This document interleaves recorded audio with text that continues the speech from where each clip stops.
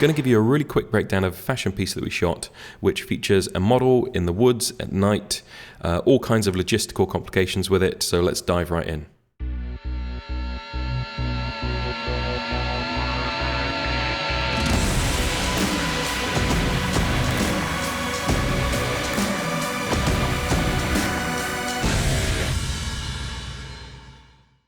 Equipment-wise here, we're shooting on a Blackmagic URSA Pro, and there's also a couple of shots on the Pocket 6K, but that's mostly for BTS. And we're using the Schneider Xenon 75 and the 50mm. Those are the only lenses that we used on this. For the lighting, we're using our Broncolor F160 LEDs, and those are paired with various Broncolor modifiers, which we're going to jump into when we get into the breakdown. As I'm sure many of you have experienced, sometimes when you're working outside at night, the weather can just go against you, and this shoot is a prime example. We had some pretty persistent rain, along with quite a lot of wind as well.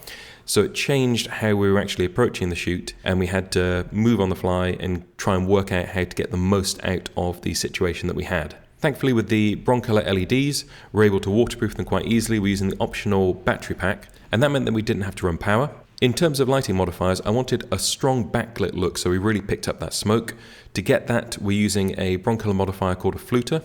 Essentially, it's like a Fresnel adapter for any of your Broncolor lights, and that allows us to get a really focused collimated light source, which is going to throw a long way. Stuck that up on an Avenger stand, looked great in the background. For the key light, we had another LED, and that's in a beauty dish, and it's just slightly off to the right of frame. Now, part of the look that we were going for was a really strong color contrast. In order to accentuate that, the backlight was set to be cooler than the key light, so the backlight's sitting around 4,500. I also got our gaffer to dial in a little bit of green on that, and we'll see when we come to the color grade that's important because we're trying to get that separation and get a certain look out of it. So slightly cooler tone, dialing in a little bit of green, and on the LED it's really quick and easy to do that.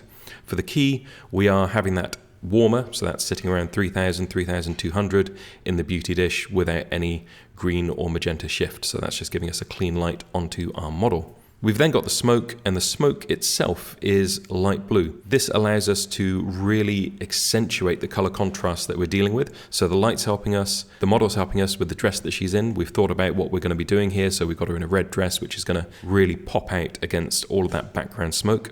And putting all of this together, massaging the color temperature, making sure that you've got good production design, and then enhancing it all in the grade is when you get that really poppy look. The vibe of the whole piece is just the model dramatically moving around in the smoke, and she was really good with that. She really got into it, and considering it's windy, it's cold, it's wet, and she's wearing just a slip of a dress, she absolutely killed that movement.